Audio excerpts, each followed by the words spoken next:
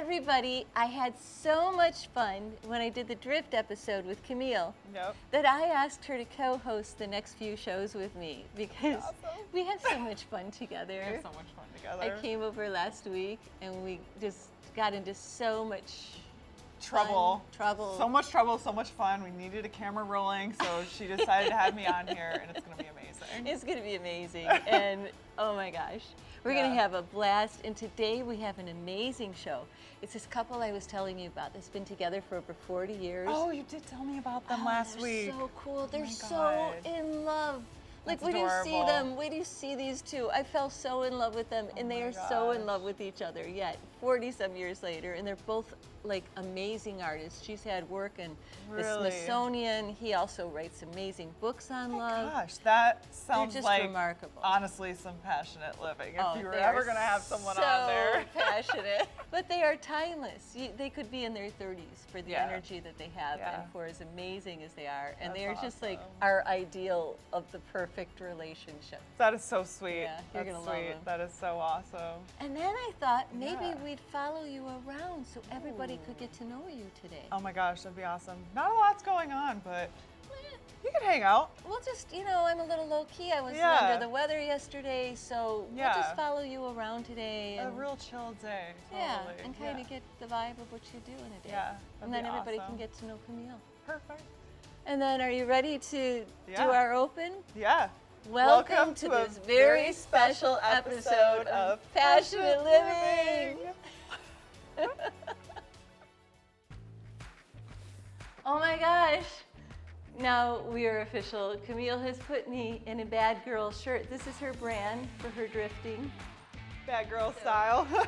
Bad girl style. Oh my gosh, it looks so good. I love it. This is so awesome. cute. Yes, I also. Bad girl. And it kind of sets a tone for our energy. Yeah, together. for our trouble energy anyway. But I want to give you guys a keychain and a sticker also. Oh my gosh, they are just so cute. I got little mirrored ones. Oh my God, look at these. For you. How cute. And then my keychains. So we're all good to go. All right, so we're going to the first stop on the tour of a typical day in the life of Camille. Yeah, I mean, let's just get going. I usually just go down to the office and check on the media guys because I'm working on a new wrap for my car. So I've been down there like giving them ideas and stuff and checking in. Oh, so I love that. Yeah, it'll be so cool. Fun. You guys can walk around the compound with me today. Okay. And we have turtles. The warehouse. Do you want to pet a turtle? Oh, I love turtles. Very good. The cat wanted to say hi to you. I love turtles. Hello, good morning. How are you? He's like, lady, I'm not into kissing on a first greet. They really want to be on camera, You Reba. gotta eat it. We're just going to check in on the cars, whatever. Hi, Dan. We'll see what he's doing. My car? Oh, he's going to pick up the cop car. I'm gonna pick up the cop car. Oh, cool. I started my cop car on fire, my burnout car, and I wanted Kat to drive it today, but yeah, this is the Drift mechanic shop. Gushi's car. A spare practice car. Eventually one day you could drive it, whenever. My car and Eric's car. But yeah, we got Kale over there. He is my mechanic also. Hi, Cal. But yeah, Kat, if you're gonna go on the crazy carts, I gotta open up some space for you, and you gotta do a whole little course here. Oh my God, on the crazy carts? Yes. This is our friend, Nick. He has this whole business down in Florida. It's called Taxi Garage. They are awesome. They custom designed these carts for us. These are so cool. Specifically, they say Big Indian Drift Pit on the back of them. They welded them, everything.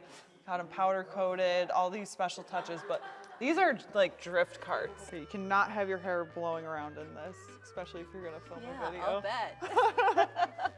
I'll go first. Okay. And I'll show you what goes on. It looks like crazy, but it's not that crazy. Oh my God. You got a little break right A here. little break on that, okay. But it's hard, so when you stop, don't lift this, because then I think that's how they flip. I don't know. Oh, I have not okay, flipped yeah. one. I'm not about to flip. So don't lift it while you're stopping.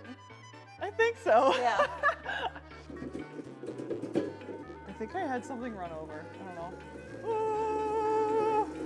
Hi, So then, there she goes. if I lift up the brake, it'll turn me sideways, and you could do a donut.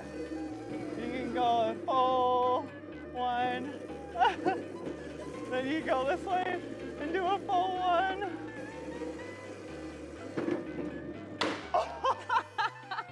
That's why.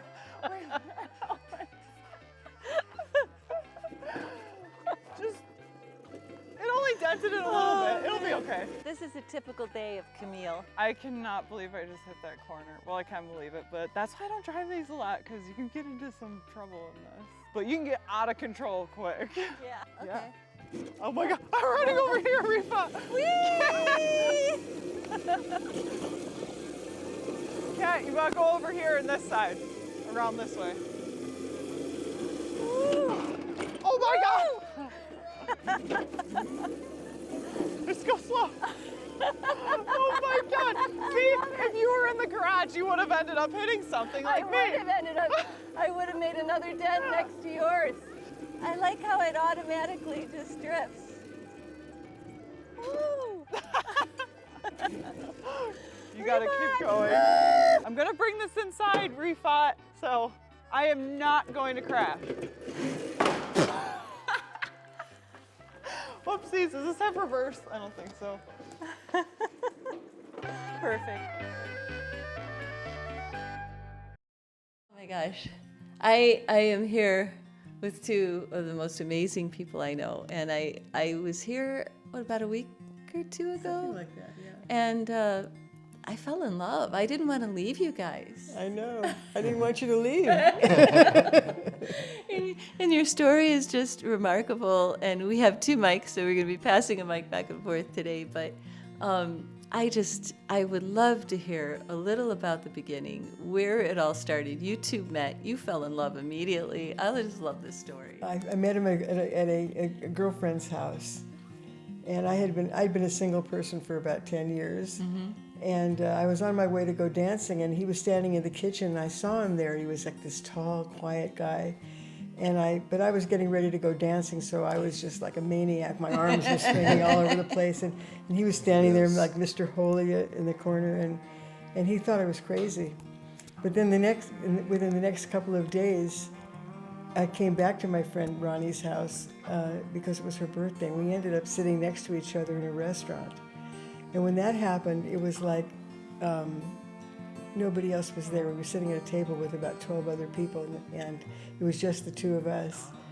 And so we just talking, and then we ended up going back to the house, and I asked him if he wanted to go dancing with me the following week. And he said, okay. We're driving in the car, and he looks at me and he says, "You are so beautiful." He says, "You're like an old lady on Fairfax, or you could be a young girl. You're just so beautiful." And I take a hold of his hand, and I just squeeze his hand and think to myself, this guy is so cute. I can't even believe how cute he is. That line works all the time.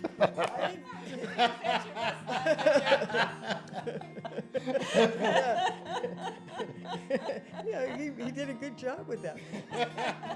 And so we fell in love on the Santa Monica Freeway between the Lincoln and 5th Street off-ramp. Oh, yeah, we made out in the parking lot. Oh, you made out in the parking lot. And I wasn't a girl that made out in parking lots. That wasn't me. But it was just like, he was just so sweet. And so we went I thought, if he can go upstairs to this dance studio and not run out screaming, then he's okay in my book. Because, when freestyle dancing, everybody's like wild, like crazy and rolling on the floor. You kind of test driving him there, yeah. And he walked in, he didn't even care, you know what I mean? I love it. And we started dancing like Fred Astaire and Ginger Rogers all around the dance floor, leaping over the writhing bodies on the floor and doing that. And the rest is history. Well, there was a lot of rest. You want to hear the rest? Oh my God, I just love this story. This is Yeah, it was so sweet. It's like we picked up where we left off. And you weren't spring chickens at that point. You had both had previous marriages, right? I'm his fourth wife. Oh wow, wow. I'm his fourth wife. I married my girlfriends. He was 39 at the time, so he was Right. really busy burying his girlfriends, and I was 43. We've been together now for 41 years, and we were never apart after that day. We were just And I just, I watched the two of you and the way you melt into each other and the way you talk to each other, and tears just well up in my eyes because there's so much love between you. It's so much love between us. It's like there's not a day that goes by that we don't express our love for each other. I love that. And we just, in many ways, not only verbally, but just we're always, holding hands or touching or kissing each other. We're just like, it's just the sweetest thing in the world. It really is. And we just, I don't know. It's like I'm going to cry myself. It's so touching. I thought that you can't love more than 100%, but you can. And as we've gotten older, the fact that there's less time has made our moments just so valuable, just precious. Really precious. Yeah. Here we are, walking down our road. It's a beautiful, cool morning here in Ojai. We're happy to be with each other. For the moment. This precious moment. Yes. I see that in the two of you. And like I say, it brings tears to my eyes when I hear you talk about each other and when I see the way you love each other. I think everyone longs for that type of love in their life, but you've found it. But what I love even more is that you've fostered it. I mean, you've written books about this and relationships, and you work at it. You don't take it for granted. Would you say that's... Well, it's not really work. because it's love. It's love, and so we want the best for each other at all times. And even if we have an argument, which is very rare that we even argue with anything, it's always, if we can't decide something, we'll just flip it. We'll literally flip a coin and agree to agree. Yeah. We had an argument years ago. Oh, this is great. And Really, we literally years ago. were screaming, and our foreheads were together and screaming at each other. And then we looked down, and we were holding hands. If you had any advice for people, and I know you do because you've written books, you have done the bulk of the writing, Richard, with the books. Could you tell me a little bit about them? I describe in the books 39 promises that you make to yourself, not to your partner, as to how you're going to behave in the relationship. And because you are the most important part of the relationship, what you do, how you behave, is that determines the nature of the relationship. Wow.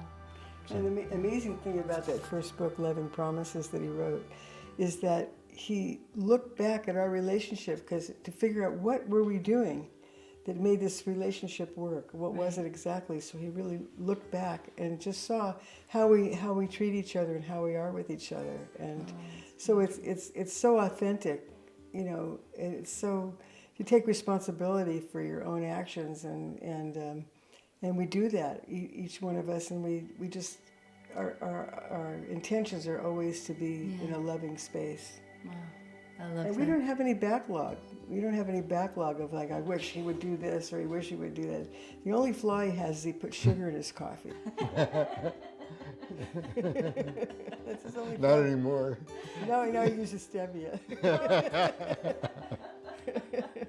I love it. I love it. That's beautiful. Yeah, your house, by the way, is an expression of your amazing journey. It's like a museum. I'm blown away by this place. And the funny thing is, when we met each other, we just fell in love. So we didn't know much about each other, and we didn't know we were artists. He didn't know I was an artist. I didn't know he was an artist. Right. But we had not been arty. We just, she was raising her kids and I was doing what I was doing. And we discovered that we were artists together, and that was amazing. So there's hope for everybody then, is what you're saying. Absolutely. Hear my crew back here. I mean, it'd been 20. We're all single. It was 22 years that I had since I had painted, and it was he hadn't played. He's a drummer also. He's a jazz drummer. Wow. And he's a sculptor, and he's a great artist, and he's also a beautiful writer. But we didn't know any of that about each other when we met at all. But we were born in the same hospital. Tell me a little bit more about the books. You've written how many books? What, 5, 6? Yeah. The book I'm writing now is for teenagers, and it's about what life can be like. You know, it goes through the seasons of life, from birth to death. That's what I wished I'd known when I was young. And the second half is about what to do to have a good life. So that's what I'm working on now, and I'm very, very passionate about that. The book before that is called Love and Time, and it's about getting old and loving. And it's always about us. My art is about us too. You know, it's and before that, what is it? A book for men about love, becoming love able, how a man could be a more loving partner. Wow, I just want to give that to every man I know. It's the kind of book that wives get husbands. It's not what a guy would usually buy. Right, but that's beautiful. I think for women, we're more optimistic about aging because there's so much of our self-esteem that's wrapped around image. It's in every age has got its own beauty. Yeah. And so, you know, it's so much easier just to accept what's happening than it is to fight with it because, you know, it's just, people are unhappy when they have to fight with it, when they're worried about getting older, and the only solution they have is to kill themselves or something because, you know. And I see these young people, and if there's any watching, I'm sorry, but in their 20s getting Botox and so focused on the physical. And as you get older, you realize, you know, it's our vehicle to travel the planet, but it has so little to do with anything of substance. Yeah, it's very precious getting older. Yeah. And because life becomes more precious, and also you've had some experiences in life that have changed you. But the surface is just the surface, and you know. And what's really beautiful is what's inside the soul, you know. And I see her as the most beautiful being in the world because. No, when I came in to meet you guys, I'm like, gosh, you're both so beautiful, and you have this light. You have this light in your eyes that is just mesmerizing, and you got it too. And it just is like, oh, like I say, this part of me that was just infatuated with the two of you. I'm like, oh my God, I just love them. It's the same with us with you. We're the same thing. The minute you walked in the door. That recognition. Yeah. I love the book, Loving Promises, and I love that whole concept of it's promises that we make ourselves about the relationship. Give me an example. What are some of the promises that you make when you're in a relationship? I'll give you an unusual one, but a real one. Honoring your partner's family. You know, I had a conversation with a guy the other day who didn't honor his partner's family, and causing major upset. But that's one. You know, the usuals about being honest and having integrity, speaking kindly. You know, it's about being kind, and that's the basis of having a good relationship. Kindness is love. You know, people talk about love, but kindness is love in action, and that's what we do with each other. I love that so much. That's beautiful. 58 years old, artist Alice Matzkin says she'd grown ashamed of her wrinkles, like somebody else would know here. Searching for a way to accept her own aging body, Alice began painting women who were older And here's how Alice discovered a new definition of beauty and learned to age gratefully. I had to somehow find a way to look for the positive side of growing older. So I embarked upon a quest to meet women 70 years and older who are living their life creatively, who are contributing to society. Being an artist, I decided I would do it by painting their portraits. Now, tell me about the aging book. I find that just fascinating, what you've done in that whole world with the art and the writing. You've brought it all together. And you told me a great story. Yeah. Well, I was about 58 years old, and I looked in the mirror, and I was shocked when I realized that I was getting older. And I started seeing everything dying around me. I looked outside, and the trees were dying, and the flowers were dying, and the grass was dying, and our friends were dying. Everything was dying, and it woke me up like, oh my God, I'm gonna die, you know. And then I started getting I feel something, and I go, oh my God, is that it? You know, is this the moment of my death, you know? And then I realized that this thinking was what they call stinking thinking, and it was valuable to wake me up, but it wasn't a way why I wanted to live. So I decided that I was going to meet women 70 years older and older, because I figured 70 was a doorway to step into the old age. And I was going to ask them what makes life worthwhile. And I interviewed them, and then I was going to paint their portraits. And so that's what happened. We went on a quest, Richard and I. And he was the cameraman. And then afterwards, after I started doing the paintings of the first series of women of age, women who were living their lives with passion and a lot of love in their life, and just living their lives the way I wanted to live mine. And he started sculpting old men, and he started getting into it, and he started sculpting old men. We call it his series, Naked Old Men, Men in Deterioration. I was looking for more the positive side of growing older, and he was looking for the real side. This is called Fear of Alzheimer's, and the raven is taking memory. Make sure to join us next week for the continuation of the story of Alice and Richard, where we get to see some of Alice's amazing artwork that's in the Smithsonian Institute and in the personal home of the Clintons. And we have a whole lot of other surprises for you as well. Thank you so much for joining us today on Passionate Living. And remember to visit us on social media, because it really helps to get our message out there in the world, and we share a lot of things that aren't on the show. So you can join us at Facebook at Passionate Living, and TikTok at Cat's Passions, Instagram at passionate.living. And remember, every Thursday night at 8 p.m. Eastern Standard Time, if you can't tune in on another station, to tune into YouTube at Passionate Living TV, and we will have a live premiere for you. And also, remember to join us next week for part 2 of Alice and Richard, where we get to see some of her amazing work in the Smithsonian and in the personal home of the Clintons. You're not going to want to miss this. Also, Camille's going to be back with some fun surprises for us. And we have a few laughs in store on next week's show. You're not going to want to miss that, so make sure to come back and join us. And until then, from everyone here at Passionate Living, we send you much love.